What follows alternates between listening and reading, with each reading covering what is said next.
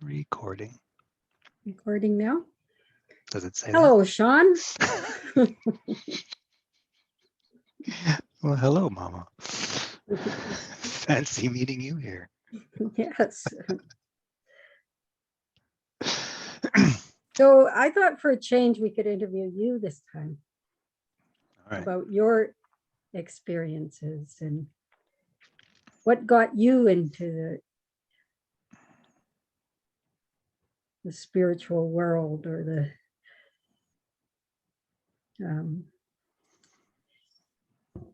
whatever. Let's just All right. I'm all yours. okay. So how old were you when you first kind of awoken to some other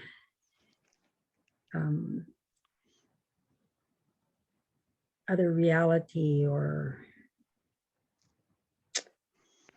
How old was I? spiritual experiences or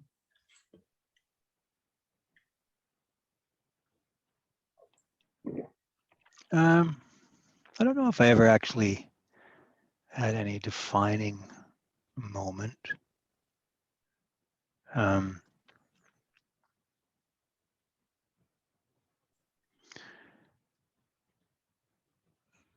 I mean, having you as a mom, right? So there was,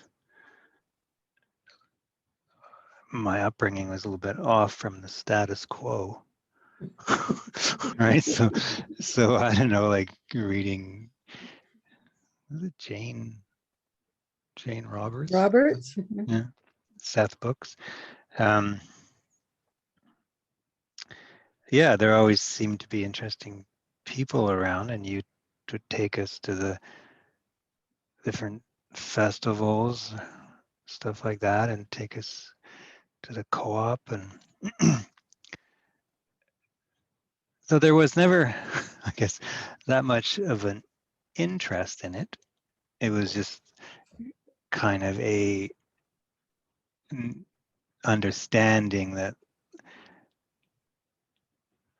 whatever the rest of society is, how they're viewing things and thinking about things and what their focus is, there was always kind of this underlying sense that there was quite likely more going on than just what would appear on the surface, right? You know, like the Seth books, right? He talked about, or she channeling Seth, right? Talked about reality and, and the table, is the table really there, and or is it not there, and kind of consciousness and stuff like that. But there wasn't really that much of a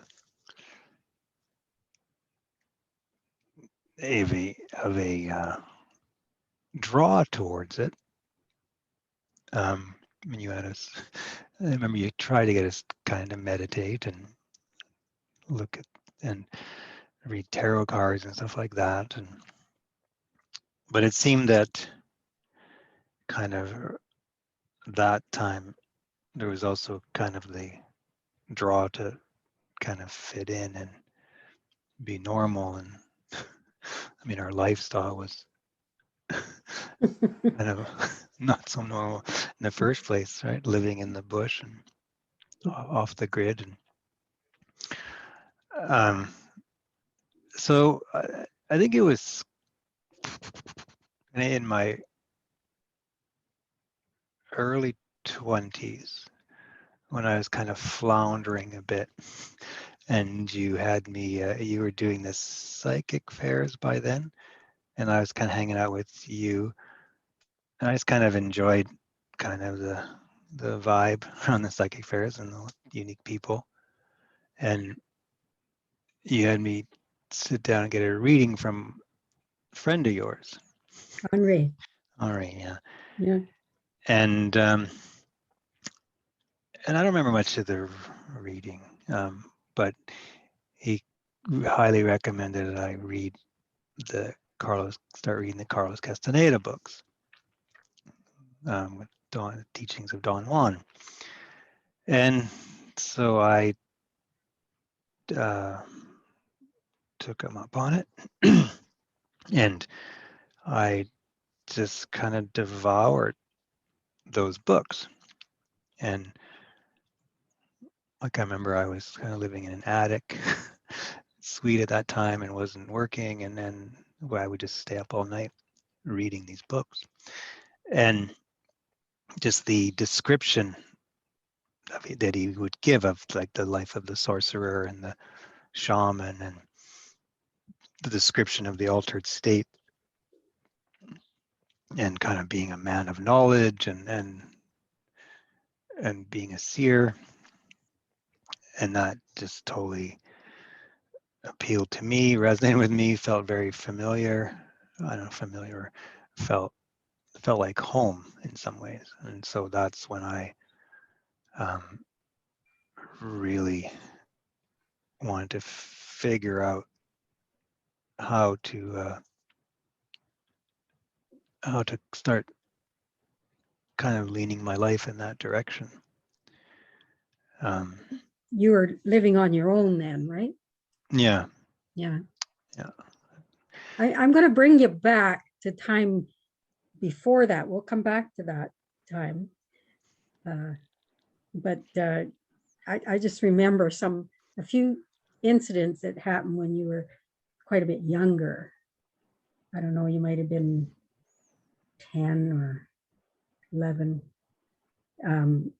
One time you woke up and the television was on.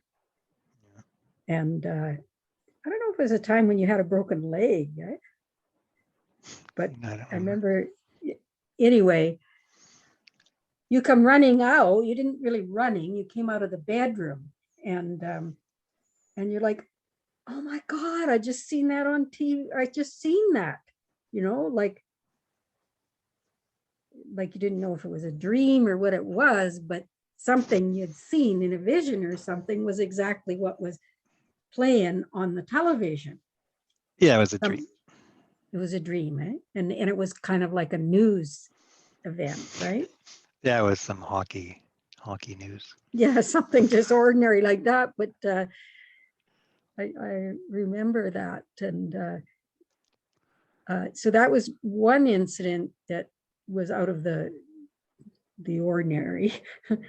Another one was you come home from school. I kind of forget this. You'll have to remind me. But I think you fell and you hit your head or something. And some things happened there. Well, I had a concussion. And what happened? Well, my short-term memory wasn't working. And so I was hanging out at school, and I would find myself somewhere, and I couldn't remember how I got there. And then I got home, and I think that's when you were there, right? And then I don't remember how I got home. Yeah. So, I mean, yeah, I mean, those don't feel that significant to me. Mm-hmm. I just find it kind of interesting that happened to me. I related my story about hitting my head, and Julie that happened to. I don't know if anything like that ever did with Michelle, but Julie fell off the horse. And anyway, it's just interesting. Yeah, we'll have to ask Michelle about that. So I just wanted to bring that in as something that you didn't wonder about them kind of things, or no? No, I think, I don't know, it just seemed like, I remember you really remembering about that event where I had a dream about something, and then I woke up, went in the living room, and it was playing on TV. And then I remember you kind of wanting to, what's the word? nurture that kind Mhm. of, I don't know what it's thought as Makes a sense. psychic ability or something like that. And Mhm. I remember kind of that invitation from you to nurture that and work on it more. And but I guess it didn't really Didn't draw awaken me. your curiosity at all. No, So, no. okay. So coming back then to Carlos Castaneda's in the story of um, what he went through and how fascinating that was for you. Yeah. And what did you take from that or learn from that? Well, basically, that became my goal, my life goal. I wanted to become one of those shamans and one of the man of knowledge. There was kind of a I mean, it wasn't this at the time, but looking back at it, there was a sense that would be a really cool way to live, and it could um, protect me from the angst of living, angst of being human, right? Carlos, not Don Juan, the teacher. He always seemed like he was kind of beyond Carlos's everyday stresses and worries, and that seemed like, yeah, that would be nice to be like that, and to be all powerful or whatever. So so from that, I just kind of just followed breadcrumbs in a way. I got involved in with a lot of First Nations stuff and doing sweat lodges, and seeing if that path was similar and then would would lead me there. Um, I remember that the Carlos Castaneda work, it really was accumulating in this dreaming. Is kind of, in some ways, his last book was The Art of Dreaming, and so he talked about like having um, becoming able to lucid dream, right? Um, that that there was like a dream world. And I mean, it's really interesting, like looking at it now. I mean, there's a lot of reports that say that none of this actually happened to Carlos, and he made it all up, and he was kind of this egomaniac and stuff like that. And but in a way, it's like this, even so, right? So this fairy tale he made up, and that it was enticing enough to me that it pulled me along. So I got to the point where Don Juan kept talking about like losing your sense of self-importance and stopping the world. That those are two things you had to do in order to um, master the art of dreaming. And so I just kind of looked around, and how can I learn that? Who's teaching that?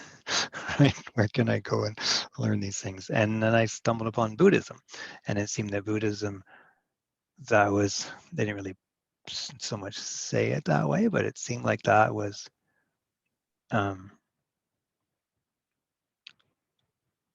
that was something that was, they were kind of teaching that. Like also, I kind of forgot about it, but it was around this point where my relationship broke up, and I was kind of a single dad off and on. And I was really, really kind of floundering again. I think I was living in a motel kind of thing, and just trying to figure out what am I going to do with my life. Like I think I was about 24, 20, I was 25. And You had Cheyenne then, well, I didn't, your daughter. yeah, I mean, I didn't, like she was still living with her mom. And that was when I was living in Penticton, and then I'd pick up Cheyenne and I'd go stay at your place, Mhm. right? Um, but just really, I don't know, I guess typical person in their mid 20s and having kind of a lot of things, hitting a lot of dead ends, um, trying to figure out what was I going to do with my life. And for some reason, it came to me like I kind of looked around, well, what is everybody else doing with their life? Let's look for clues here. And it seemed like people were doing a lot of things, and they're, trying to get a career, get a good relationship, get money. And and it's interesting. Like I was kind of listening to Tony Robbins a lot at that point, and I think maybe listening to him kind of spurred me to look deeper into things, right? And what's behind these things. And so I looked behind, and people were wanting to be happy, right? That's why they're getting the car. That's why they're trying to get the perfect mate and the career.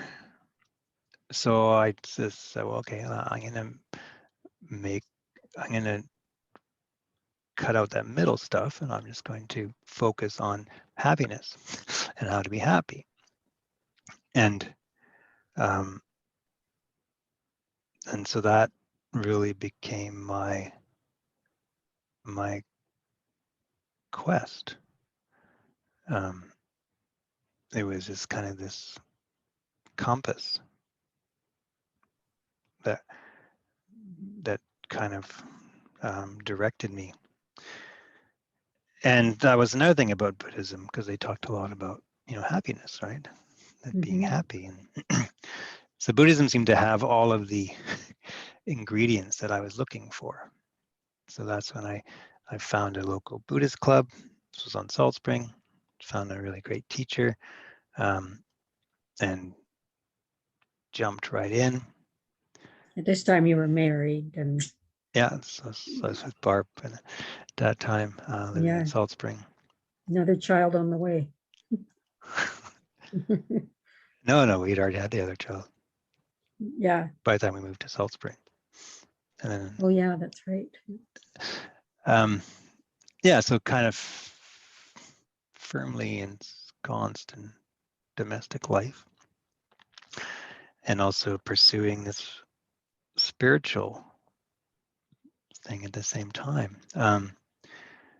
And I was pretty keen. Like my teacher, Matthew, I think he kind of recognized how keen and thirsty I was, and so he actually introduced me to his teacher, who was who really studied a lot of Tibetan Buddhism, and he was a Westerner, but he had, I think he'd done the first 3-year retreat, and Do you was remember his name? yeah, it was Lama Drupshu. Yeah, and he lived on the mountain in Salt Spring, that He center. didn't live up there, Oh, okay. but that's where they did the first no, he led a couple retreats up there. He helped build it, I think. So I sat down with him. I says, okay, what do I do?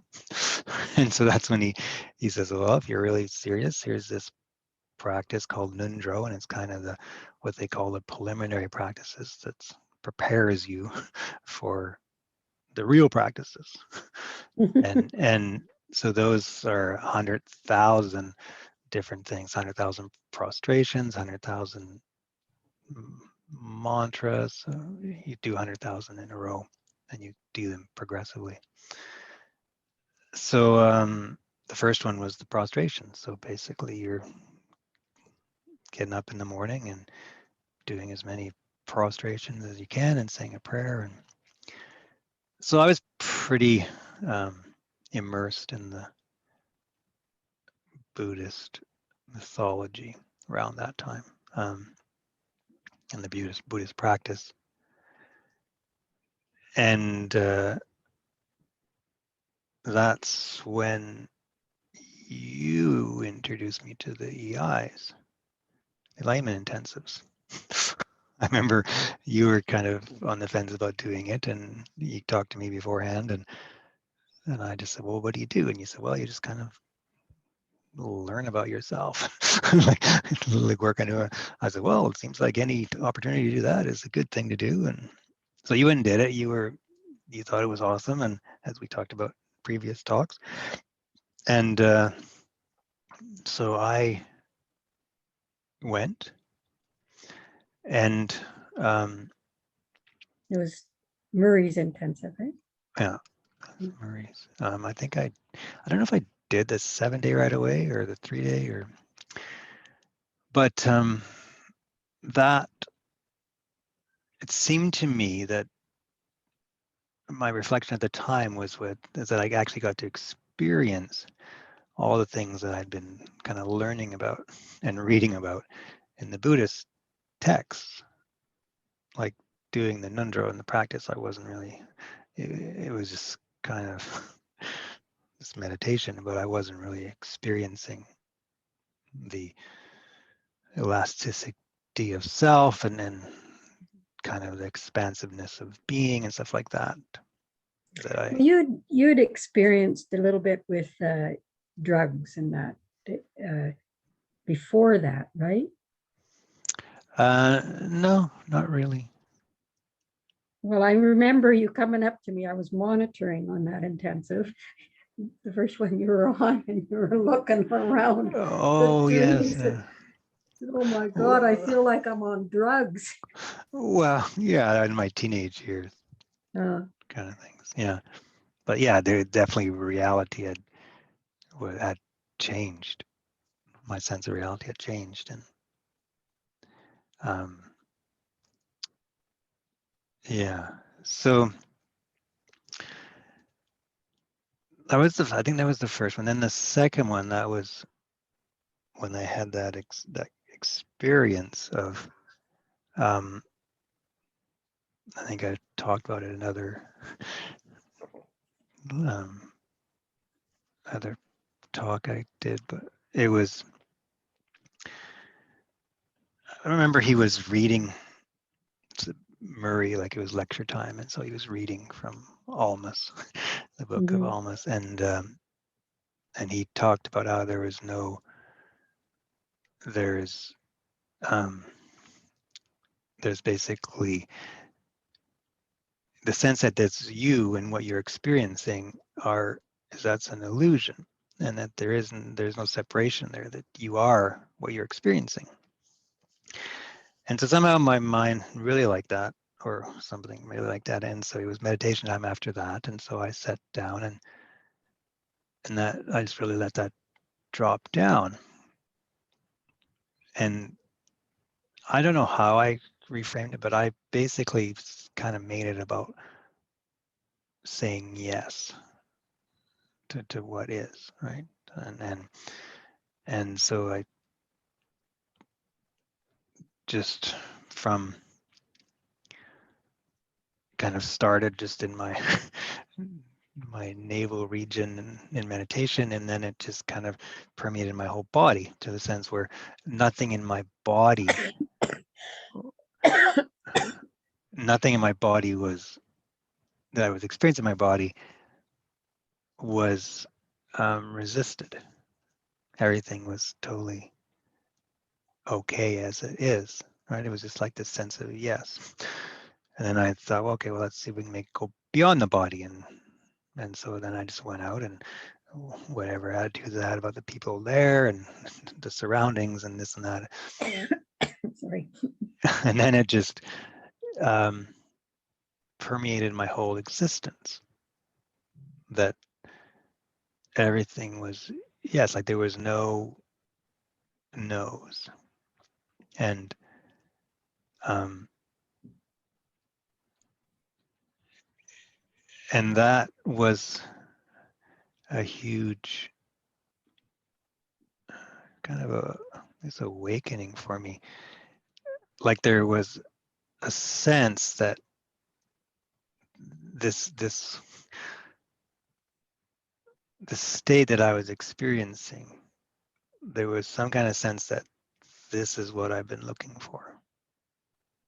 Like there was this profound peace, profound happiness. Um, there was, because there was an other, right? There was nothing for me to be in opposition to. There was just existence flowing from nothingness to somethingness, then back into nothingness, and I was just part of it. And You meaning the personal you? everything.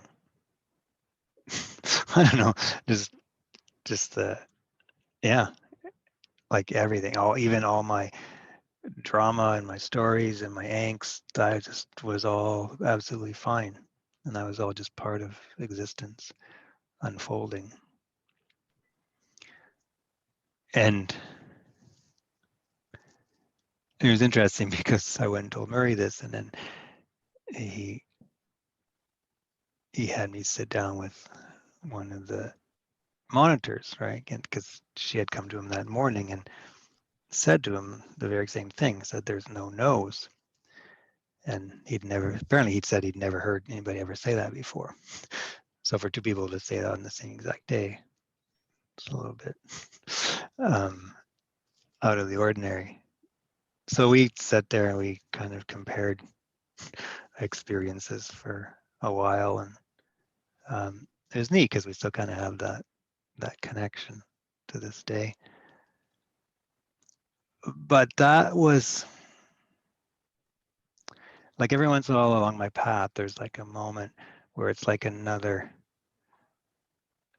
layer being pulled off in a way, right? So it's up until then, it was like happiness. I wanted to be happy, but I didn't really have a sense of what that would be like. But then in that experience, I knew that this is what it's like, right? This is what I'm looking for. So that kind of became the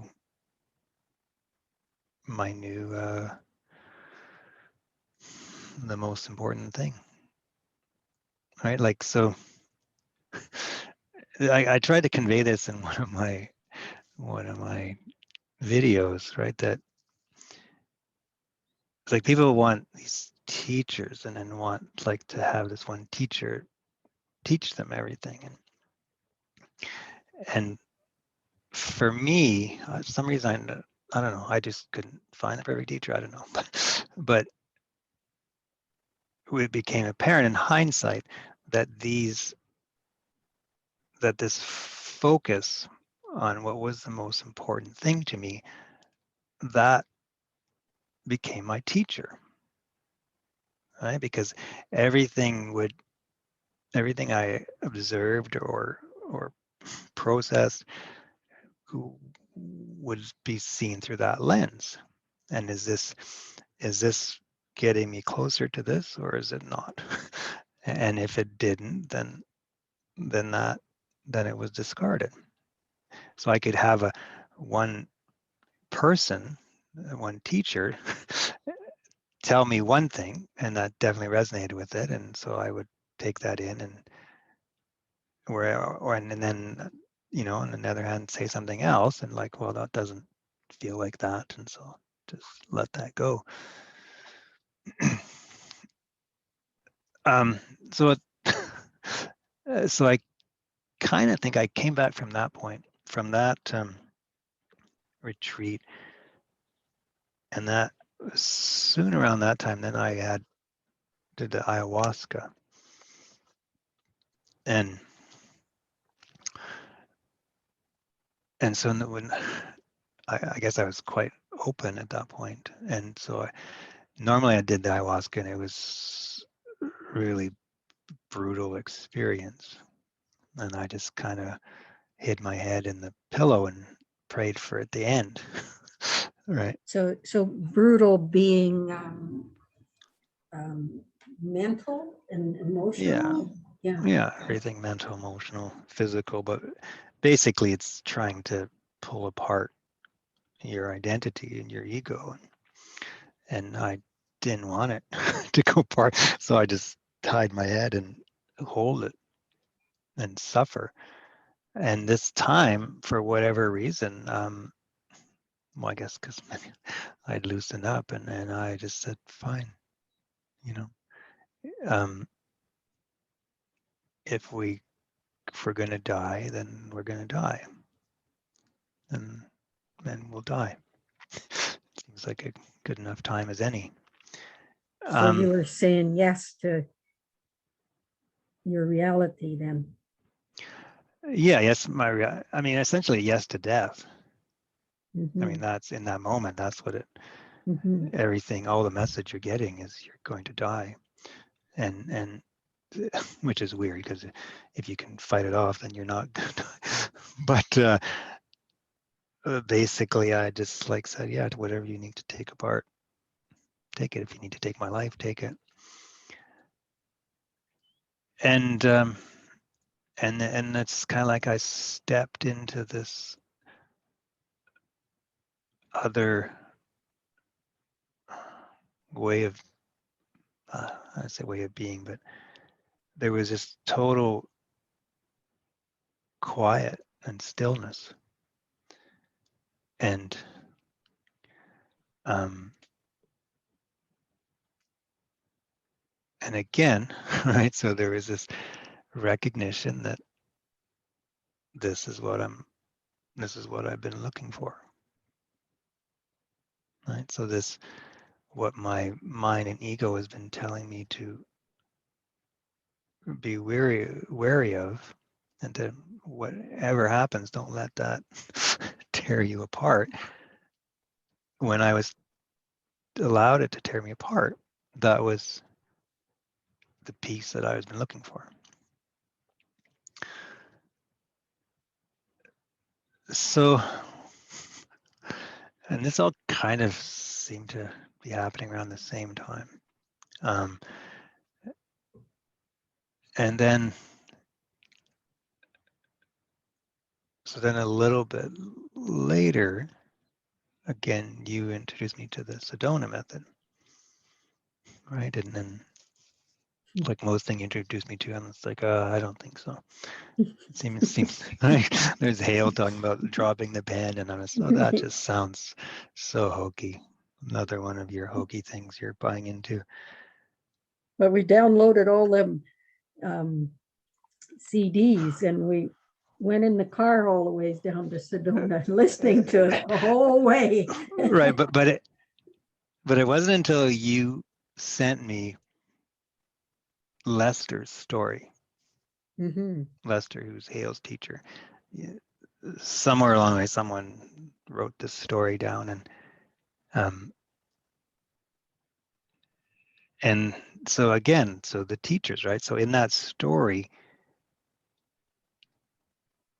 was a taste of what I had tasted previously and what I was questing for, right? That being at peace with all things, allowing everything to be, um, allowing oneself to be um, dismantled and deconstructed.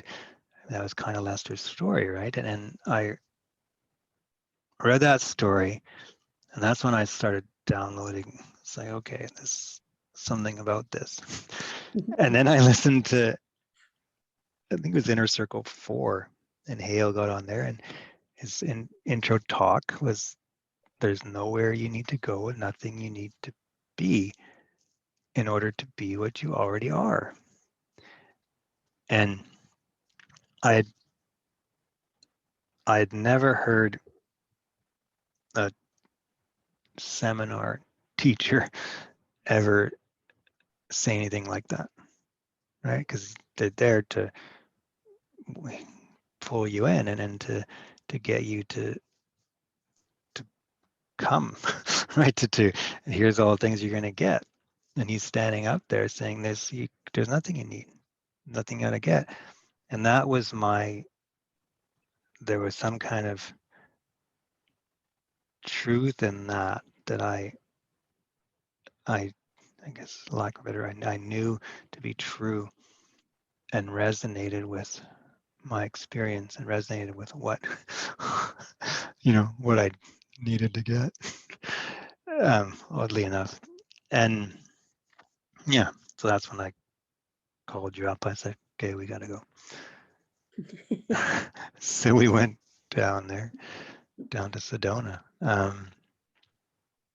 We went to the first 7, I think it was a week long, 7-day one. And then we actually started doing the coaches training, right? Yeah, the next week that we signed up for. Yeah, so then we went to Montreal and did the coaches training there.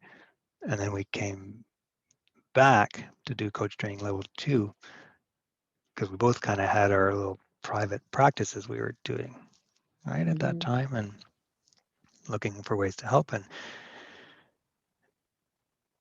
then so we went and did the 9-day. So we went 9 days and then 3 days continuing after that. So was it on that 9-day or the first one that you had that big breakthrough? The 9-day. The 9-day one. Yeah, it was actually, I mean, it was just, yeah, it was went deeper and deeper and deeper. I mean, it's 12 days of just continuous releasing and pointing at the cell. So I don't know, people, I mean, what Hale's primary teaching is to point to where we think the self is, and to have people actually check if there's actually anyone there, right? That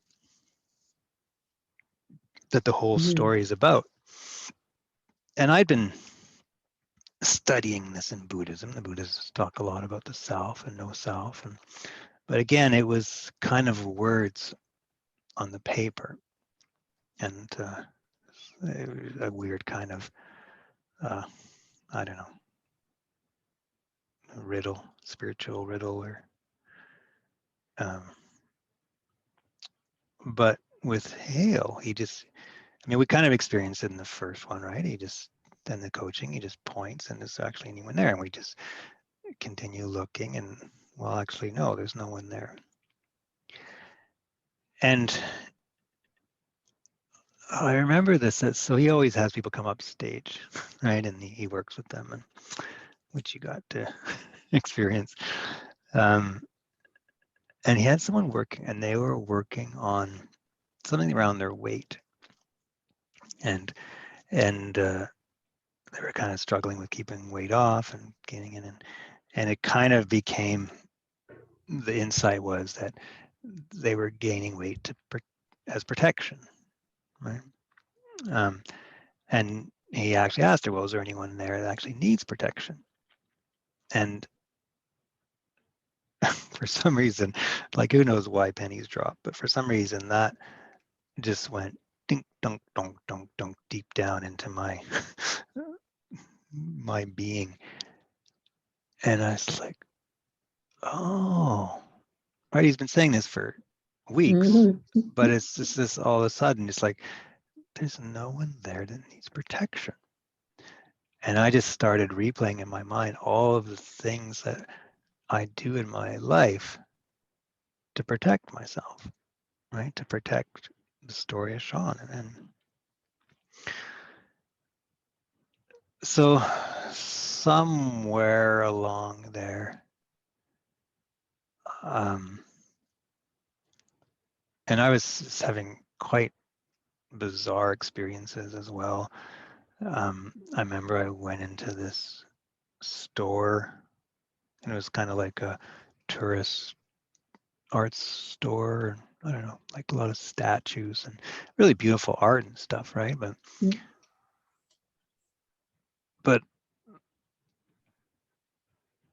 like, I was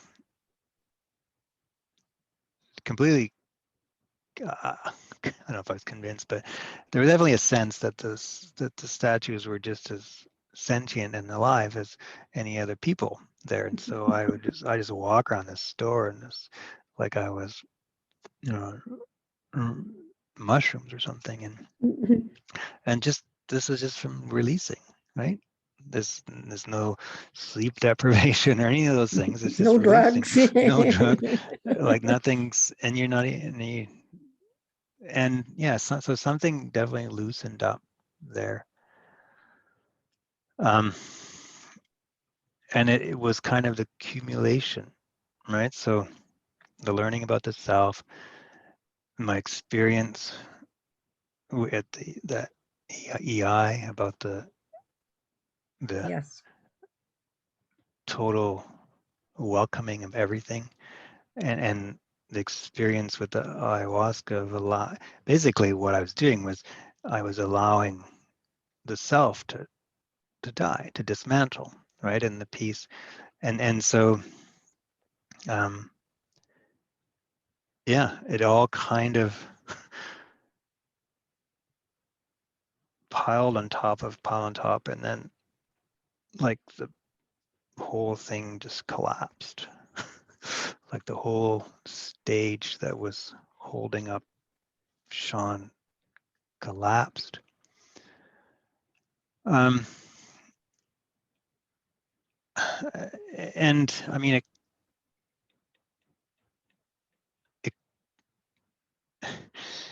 it was kind of sudden, but it was also kind of just gradual. I remember you commenting that after I came back, I mean, I was still in a Mhm. lot of ways quite tripping out. Um, You were kind I of like that for months. yeah, I remember I was walking with some friends and we saw this. There was this kind of notice board, and they were talking about this Buddhist talk or something that was going on. And I looked at it, and it just seemed clear to me that I just wasn't. I couldn't say I was a Buddhist anymore. Like there just wasn't nobody to be anything,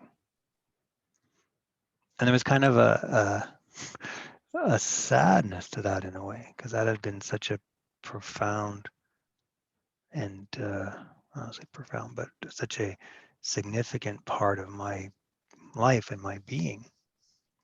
Being a Buddhist and Yeah, the being a teachings Buddha, and even being a spiritual seeker, right? It all just stopped. It all just ended. It was like loading things on, loading things on, loading things on, and then finally it's all collapsed. And then from that moment, it no longer came about loading anything more on, but to kind of start picking through the rubble and seeing what was this? What did this do? What was this about? Right? And trying to make sense of it. Like so at this point, like I've met my friend Derek, and I don't know, I guess we had met at one of the intensive EIs, and um, I don't know, something about we did a diet together, and something intrigued him about our diets, and so we started hanging out a lot, and somehow he was able to tolerate me and my perspective, and well, he he would, was right into the non-dual teachings at that yeah, time.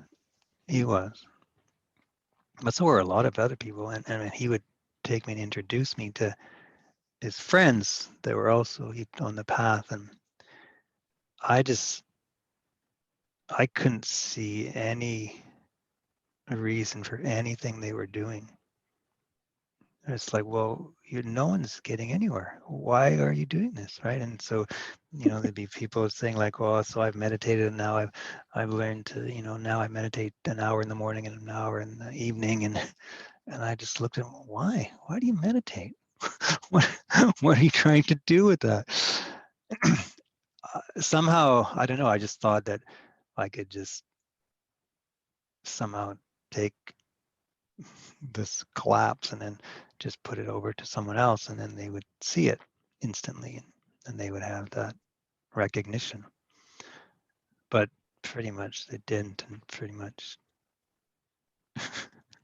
Derek jokes about how incredibly annoying I was, and I kind of was. Like I talk about it in hindsight, like I was, as far as a spiritual landscape, I was like I was picked up by a helicopter or something and transported to a whole new landscape, and and I was still trying to talk to the people in this landscape from that perspective, and it's and in a lot of ways the last, I don't know, 10 years or so has been me trying to construct a bridge back to be able to communicate.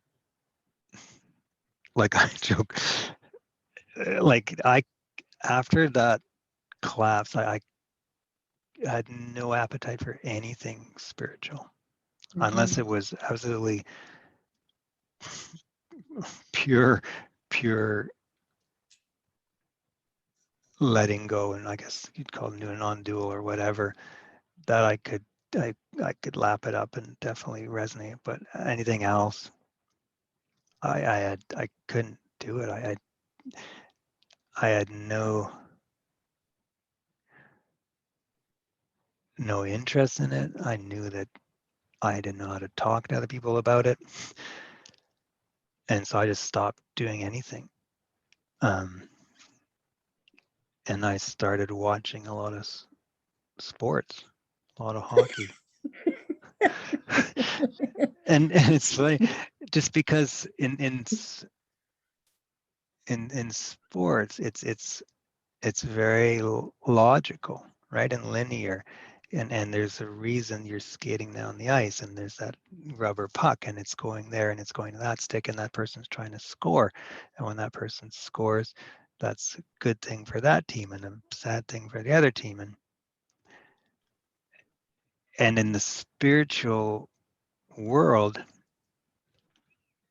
nothing there was nothing linear about it, and what people were doing made absolutely no sense to me why they were doing that. There was absolutely no connection, right? I knew why a guy shot the puck from to him and why he shot it and tried to get it in the goal, but as far as like intensives, meditating, dyads, um, all of that, um, there was no sense to it. So I just stepped right out of it. I mean, fortunately, left Derek, like I said, tolerated it, and was interested in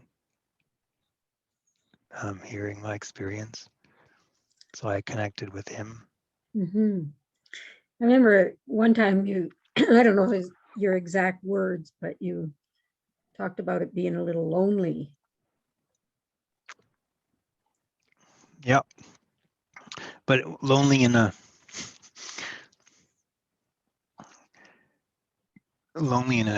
completely unlonely way, Mhm. right? That you're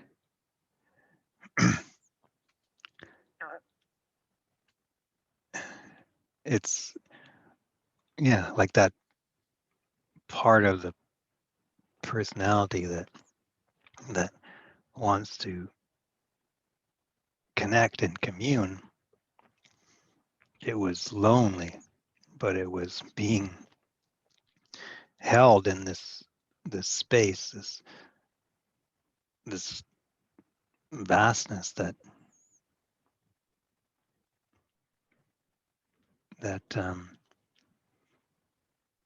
was super connected.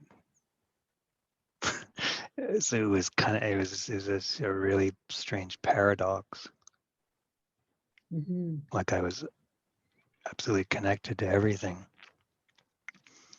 but not on that level. In some ways, right? Not in the personality level.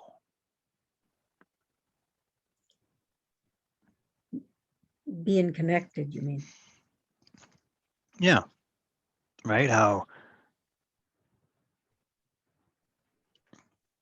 like there's kind of we like to have agreement, right? We like to have agreement with our other people around us, and kind of that's what friends are, or when we go to, right, even go to a nightclub and everybody's on the floor dancing, there's kind of an agreement, this is Mm-hmm. fun, and we're doing this, and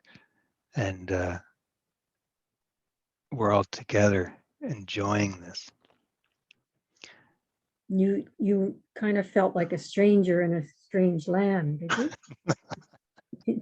Or is that a good analogy? um yeah yeah that's a good, I can't dispute that. No, And, it was and a in the strange land. beginning, when not too long after that happened, a few weeks, I would ask you about it and you just say, well, there's just nothing, there's nothing, and like that seemed to be the predominant perception. And, later, I mean, I'm talking maybe years later now, where you kind of appeared to um, perceive things as everything, like you were kind of getting the other aspect of that or something. Yeah, I don't remember that. Yeah. I don't remember any change in how I viewed it. Because I was saying to you, well, it's like everything. Are you everything? And just kind of look at me like there's nothing, you said. So I'm interpreting this now, but just to see how that resonates with you. But it felt like you were in that void, or that, I'm just using that word void because that's been used before. But yeah,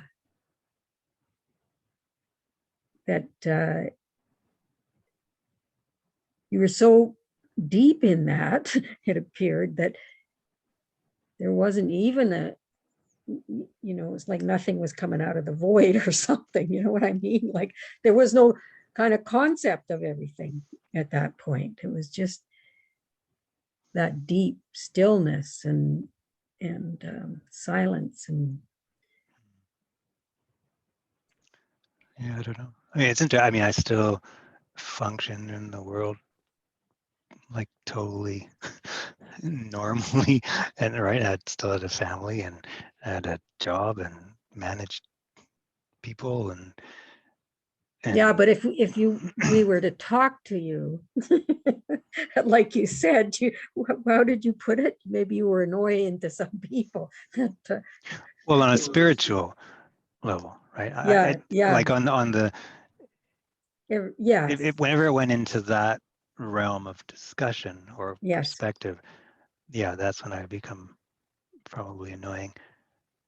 But in the day to day, like that didn't change at all. And I think um, anyone around me that probably wouldn't have even noticed anything. Mhm. But it didn't appear to be, like some of the non-dualists talk about, the void or nothing. Like it's not, it doesn't appear to be a reality to them, but to you, it was a reality. And yet you were still functioning in everyday life, right? And like you said, Mm-hmm. looking after your family and your job and everything. And also in my observation, it appeared like when you were in that state that things really flowed around you, like money and everything. I don't know. That's just my observation. Do you think there's any truth in that, or? I wouldn't say it had anything to do with the state.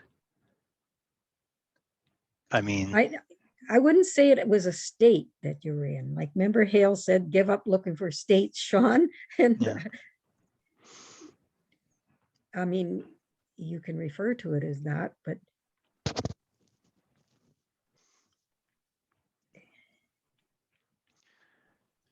it just seemed like you were in a very deep state of truth. And I said state there when I said it again, but you were truth. Let's put it that way. Just I don't truth remember. functioning. Okay, I'm interpreting your. I'll go back to your perception of it, and this is about you and your experiences of it. Well, then, yeah, I mean, I don't really have any memories of communicating or actually experiencing it.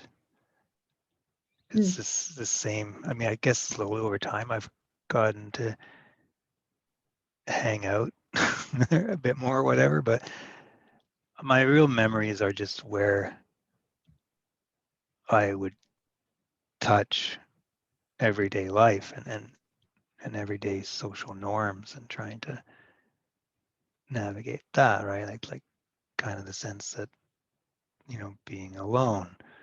Um, when that was around that time where I was hit by the car, right? And and what I remember is that that was not problematic, Mm-hmm. right? It was just what was happening. So it's kind of like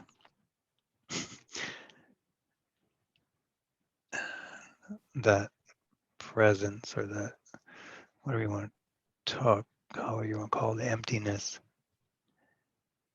It can only be kind of in some ways referred to when it pushes up against something or has something cross its path or I mean, I don't know any other way how to say it, right? And even like with raising kids, like it it became clear to me kind of in hindsight that before that I saw I kind of saw them as individuals, but also my kids were a reflection of my story, right? And there was kind of a sense of needing them to be a certain way in order to fit into my story. And then when I became invested in my story, I I no longer had any investment in how my kids behaved or turned out or and I just remember just being a lot more relaxed with them. Mhm. And also with Barb, right? I mean, in a relationship, that's probably the biggest one, right? Is that for so many of us, it's kind of a story, right? So I guess we get fed relationship stories from a very early age. And so when we're in one, right, it's how does this person augment me in a way, right? Or what does it say? What is this person? And so just 100% allowing the person to just be who they are. So maybe the flow piece, maybe it was kind of around that, Mhm. right? That it's not so much doing anything, but just the not doing. Mhm. Yeah, I I mean, mean, there were issues that came up at work and things too around relationships, and oh yeah, they always got you to deal with it. in that yeah, that was kind of in my that job. state, or again, I'm saying state because I don't know another word, but you seem to be able to handle it in a mindful way, and in a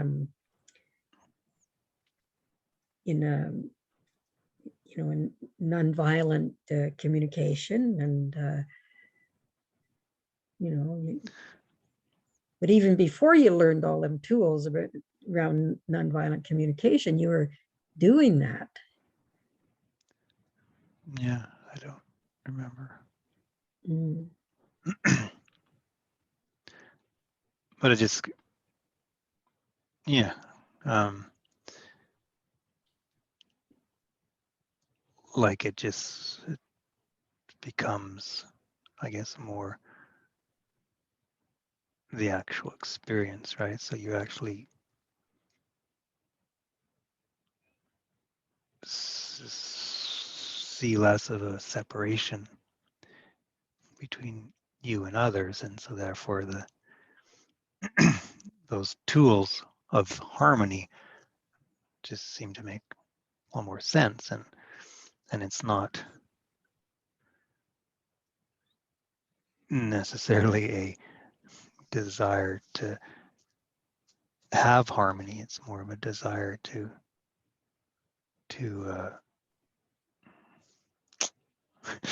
I don't know, a desire to, it just comes out of a compassion for the other person. Mhm. And maybe a less of a desire to have to control the situation,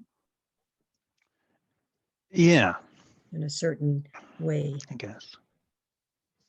That's what you said about your children too, kind of like that, right? Yeah, Just allow them to be. And yeah, yeah. um, so where are you now? Like, is there anything else that in as far as breakthrough kind of moments or anything like that? No, no, nothing. It seemed like when everything collapsed, like nothing as um,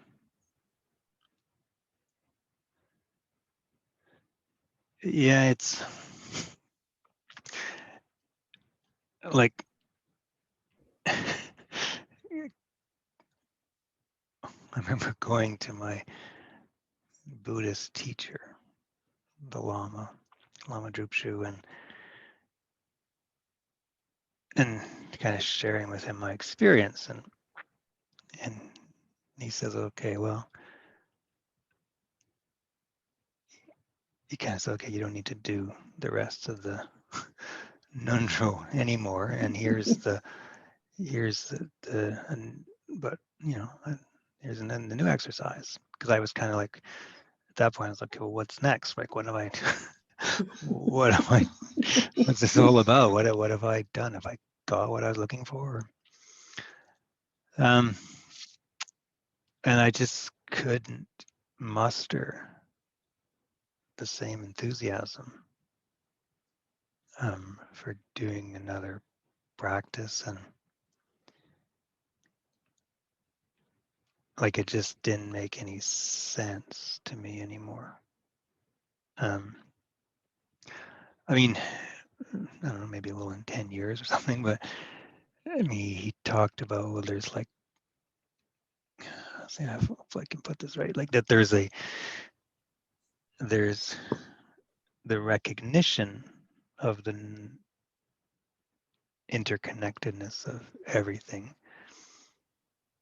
but then there's also experiencing that on an energetic level, right? And so my sense of it is that the practice, we continue doing practice to hone that energy. I don't know, so we become like the Dalai Lama or whatever, where he's just one with everything. And that sounded cool, but it just didn't draw me at all. And so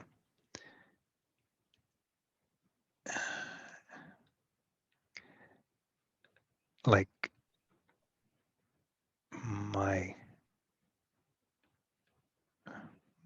my ego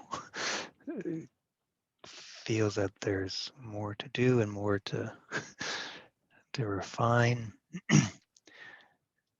but it doesn't get a lot of momentum behind it. Like it just seems like that's just fine tuning the organism in a way so that it has a different experience in life. And yeah, that just doesn't interest me. Mhm. Well, if everything's collapsed, then Yeah, why like would it? I guess. But I don't know, some teacher might tell you just keep going, you know. Probably the Zen teachers. Maybe, So, maybe. Shawn, uh, how is it for you now? I mean, it's been a few years since that experience, and a lot of things have happened to you or to this personality of Shawn. The car accident, for one, you mentioned, and Yeah. but now you've moved, and there's been a lot of stress in your life. I mean, I don't know if you want to talk at all about what's kind of going on now. That's okay if you don't want to, but just a lot of things that are arising. Um, in a story, this would be kind of like challenging times, we would call it, right? Yeah. Well, I wouldn't say there's stress. Like it doesn't at all feel like stress. It it feels to me that stress happens when we are very convinced that things should be different than they are, right? And that arises in me, but it just doesn't get bought into, and I can't see any reasonable reason, some reason that things should be different. Like there's no reason that things should be different than how they are. Things are just how they are, right? And there's a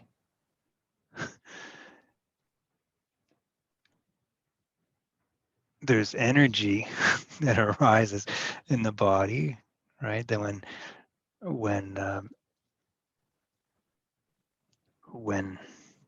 I mean it's not that much anymore, but at the beginning when I had to be kind of the not kind of but the sole caregiver, um, that my personality rebelled against that, right? And it would arise, and I would feel it, and me and Barb was very good at identifying it and not letting me disguise it. And so basically, um, I just express the frustration, right? There's kind of there's a agreement to just allow things to be it is, right? So she would, you know, like I would get frustrated about things, and so I had to get her agreement to just allow me to be frustrated, right? And she's gonna just take it as personally as she's gonna take it, and and just let it go, because 10 minutes later it may or may not be there, right? And so that's kind of on a personal level with Barb. Um, So is there anything you have to do to maintain that, or any maintenance, releasing, or anything like that that you have to do in that process? Or it is it does. just the yes, saying yes to everything? Uh, it seems like it's not even saying yes. Like I do yoga, but yoga is mainly to um, allow the body to kind of move and let the knots out, right? Mhm. Of this happening. It's a physical release of energy. Yeah, Yeah. physical release.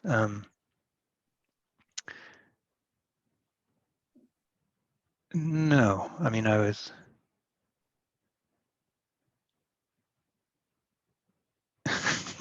like the other day I was talking to Jeff, and I think I want to do some releasing with him just around the whole thing around the house, right? And then being the doer and the decider and all that, and we never got around to doing it, and it was fine. It just seemed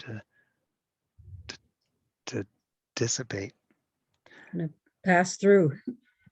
Yeah. So the it would seem that I was explaining this to a friend of mine recently. He was checking in how I was doing, and it seems like there's this continual dance at this point between this part of me that's concerned about everything falling apart, and this other part of me that has that sees no issue at all with things falling apart, and feels that that when things fall apart, that's where true interconnectedness can be experienced or whatever, right? Like that experience with ayahuasca. That's why it's just like it's like falling apart is not the, it's in no way an end, and is also in no way a bad thing. So there's just this constant kind of back and forth, and that seems to kind of be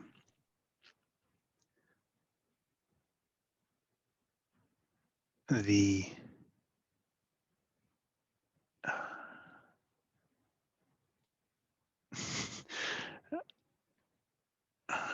the quicksand that absorbs everything.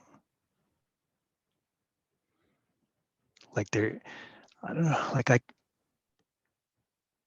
like I said, like it's my 10 years has been trying to understand other people's experiences, primarily so that I can be of support and kind of guide them in some way. But it's still,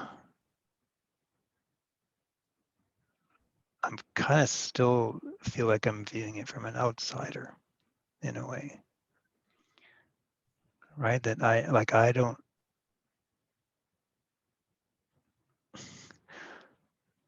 remember what it's like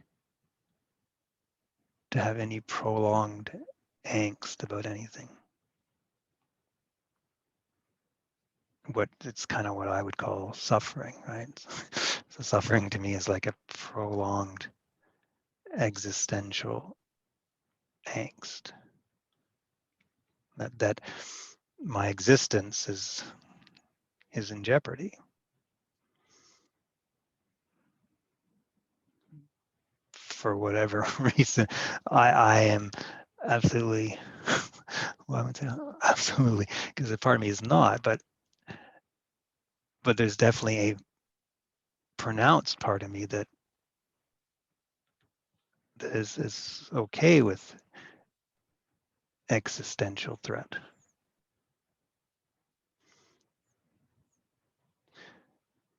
Right? It's just like the mind.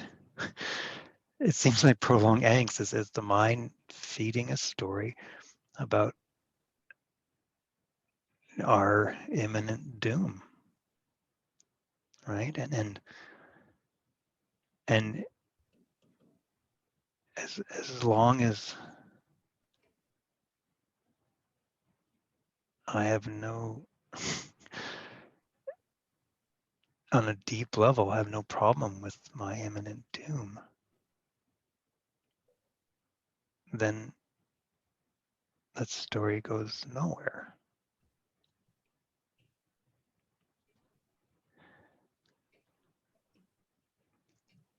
So, like I said in one of my other videos, is my sense of being is just this falling, right? I'm just falling.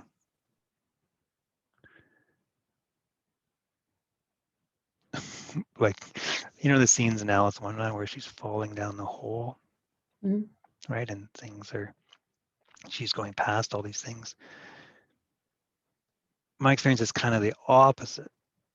I feel like I'm stationary and all of existence is falling around me.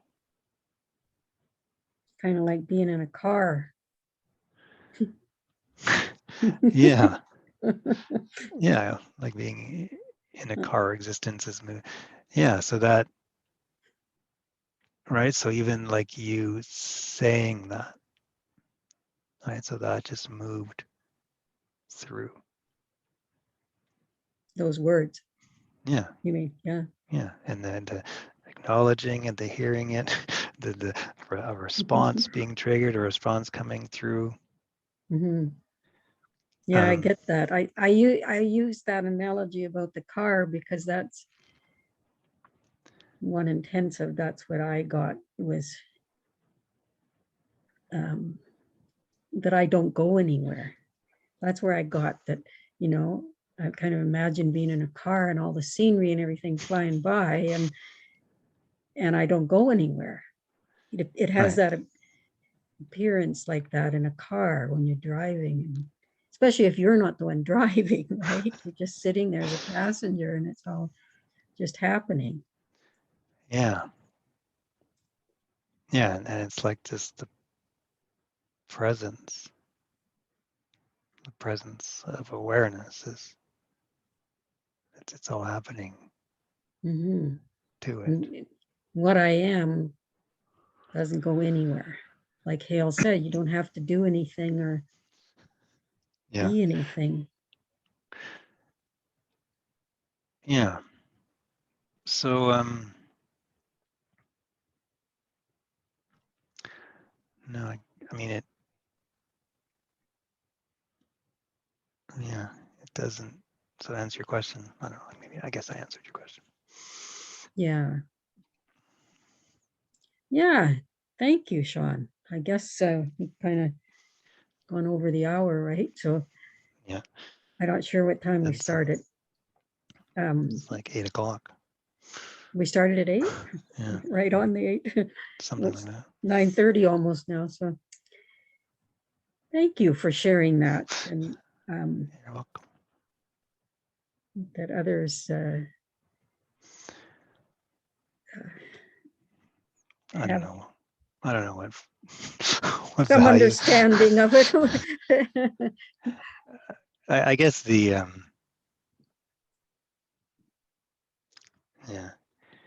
I don't know what others. I guess others can, if there's something that I share my experience that resonates for them, or that they Might uh, help them to struggle a little less. yeah, yeah, and maybe they recognize, oh yeah, that's Mhm. I feel like kind of like when me and you talked after your story, like all the things you missed out. Like I Yeah, missed out that whole conversation with Hale about not looking at states, and yeah. but yeah, well, there'll be more opportunities. So any advice for others so they don't have to struggle so much? Why are I you don't know. doing that? Don't do that.